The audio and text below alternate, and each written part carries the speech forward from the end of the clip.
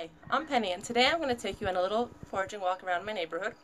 Actually, if you notice, a lot of these plants are actually growing in my backyard, but that's not because they're not wild. It's just because once you know which plants are edible, it's much more convenient to just move them into your backyard because they grow very nicely without needing much water or much care. But all these plants that I'm showing you about today, they actually all grow around the world. I don't live in the US right now, but I know every single one of these plants grow in the US, Europe, Australia, Canada, Africa, Asia, you name it. This plant over here is amaranth. It is a relative of quinoa, somewhat distantly.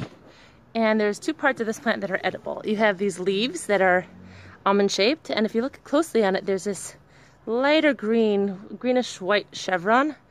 The plant doesn't always have it, but when it does have that, it's easier to identify it. The stem is kind of reddish, and you see it grows up from the ground with branching off into a few different parts. And the top of this actually has these seeds. They, if you take it off and then you rub it between your fingers when it's ripe, you'll see these little black seeds.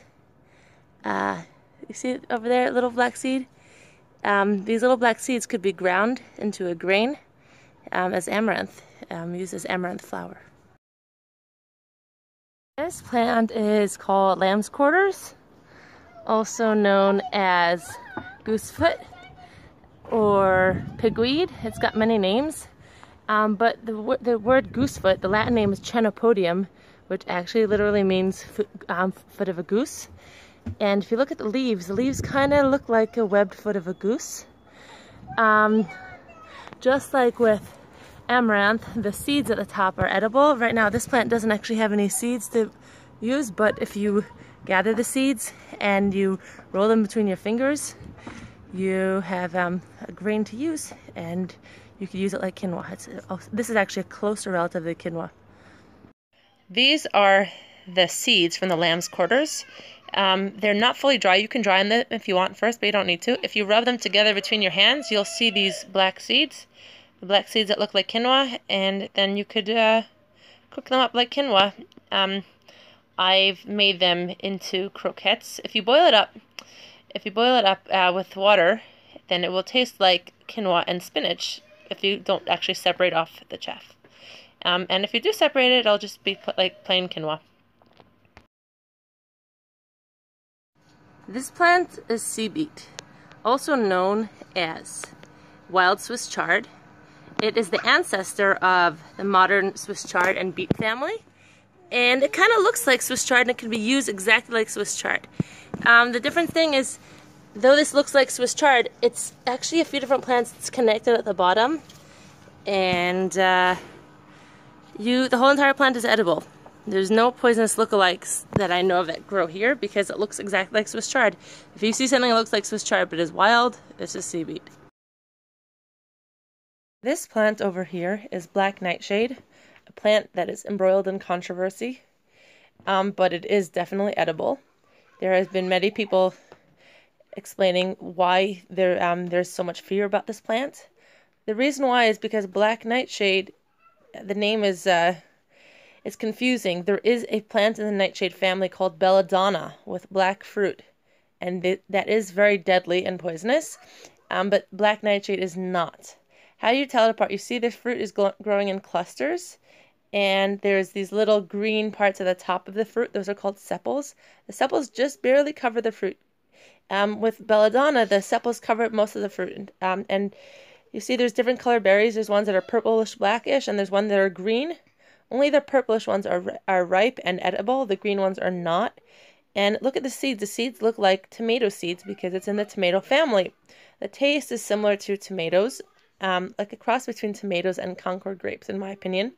You could use these fruit raw as a fruit, or you could put them in salads. You can make them into, I know someone makes them into barbecue sauce.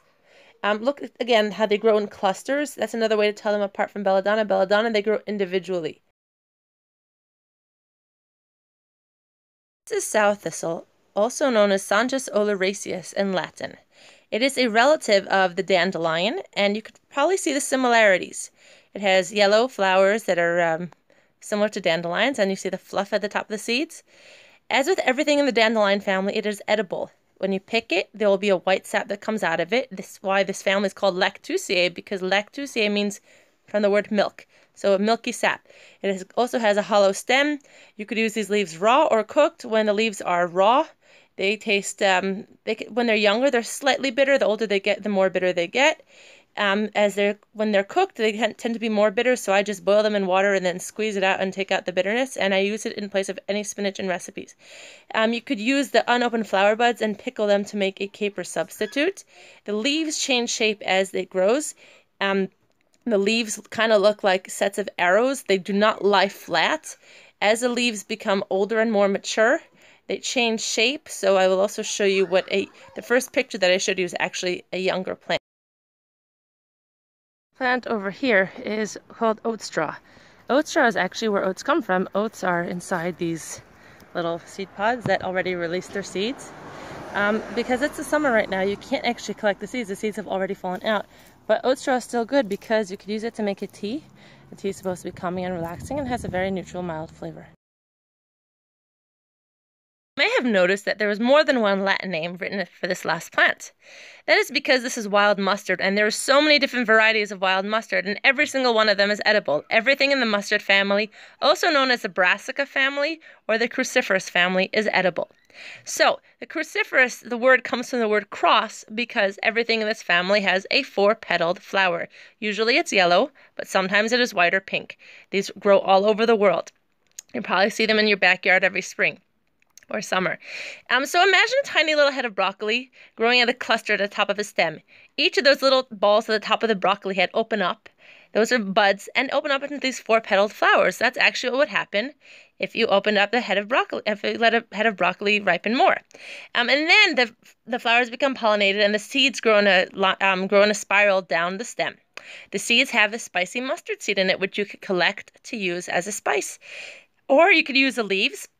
The leaves are, depending on when you pick them, some of them are smooth, some of them are hairy, some of them are spicy, some of them are bitter.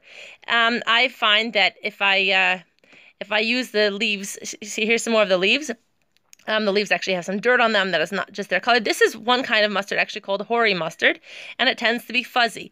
It's slightly spicy when you pick it now, but when you cook it, it becomes bitter. So what I do with this is I boil it in water, and then I soak, after I boil in water, I squeeze out the liquid. Oh, you see those little flowers? The 4-petaled flowers and the tiny little broccoli head? That's how you know it's a mustard family. So as long as you're able to identify it's in the mustard family, then you're good to go. You don't even have to know which kind exactly it is. For a long time, I foraged wild mustard without knowing specifically what species it is, but it doesn't matter because everything in that family is edible. Okay? So look for recipes for broccoli rabe and use wild mustard for those instead. Is mallow and what many people jokingly refer to as the gateway plant to foraging. By that I mean it's one of the most common plants that you could find all over the world, and that's actually how I got into foraging. I assumed that I couldn't pick the same plants that I was seeing in the US because I didn't live there, and I was seeing foraging videos from the US, and then one day I saw a video about this plant, mallow. A post about this plant mallow, and I saw it, I'm like, wait, it grows near me, and it actually is what got me into foraging. So this mallow, right now it's very small because it's the summer. In the winter it grows, at least locally, it grows much bigger. See the leaves, they radiate, they have veins radiating out from a central point. The center point is you see like a brownish reddish. Sometimes mallow is more pointy, looking like a maple leaf like this, and sometimes it's more rounded. They're both fine. Mallow has a 5-petaled pink and white flower usually. The entire plant is edible, and it's called mallow because it's actually really, the name mallow sounds like a marshmallow because the cousin of this, the marshmallow, is used to be able to make the original marshmallows. It's mucilaginous, meaning it's slimy. It's in the okra family. So when you cook it, you will notice that sliminess as well. You could eat this raw or cooked. There is no poisonous lookalikes to this. There is a lookalike that's not poisonous, 2 lookalikes that are not poisonous. One of them is called Creeping Charlie, and it has a square stem. This does not have a square stem. And one of them is called Dove's Foot Cranesbill Geranium. Its leaves are much more fuzzy. And instead of, I don't even think it looks like this, but it's kind of like, looks rounded and it has notches occasionally. This one does not, but again, it's not poisonous, so you don't have to worry about that. This is wood sorrel. Wood sorrel, there's a few different varieties of it. This is one of them. The way I like to talk about it is, you see there's these 3 heart-shaped leaves at the top of a stem. This one has branching stems. There's other ones that are bigger, that the stem just goes straight down. But if you see 3 heart-shaped leaves at the top of the stem, you're good to go. It's called oxalis. Some people are worried about using this because there's oxalic acid in it. And to them I say do avoid spinach and beets, because spinach, beets, and almonds, because they also have oxalic acid. There's no reason to be worried about this. Wood sorrel has got a sour taste to it. You see these got these 5-petaled yellow flowers. These are the tiny little ones. The other versions of wood sorrel that grow near me have much larger trumpet-shaped yellow flowers. But they're all edible. And they taste sour. Over here is purslane. It's actually one of my favorite wild edibles. It's a succulent, and the leaves are paddle-shaped, and they're fleshy, and so is the stem. They have sometimes a reddish stem, sometimes brownish. Purslane is an interesting plant because if you pick it early on in the day before the sun hits it, it's more sour, and if you wait till later on in the day, it is more bland. Its taste is kind of like green beans. And when you cook it, it actually gets a little slimy, so I prefer it raw. There is a poisonous look-alike to this, so when you pick purslane, just make sure, first of all, that it's got thick, fleshy leaves, and that when you pick it, there's no white sap that comes out of the stem, because the poisonous look-alike will have white sap coming out of the stem there. This plant, it kind of looks a little bit like purslane. This is poisonous spurge. Remember I mentioned spurge looks kind of like purslane, except it's not succulent. Look, these leaves are not succulent, and when you pick them, you have this white sap that comes out. White sap, in this case, is poisonous. See something that looks like purslane, you see a white sap, do not eat it.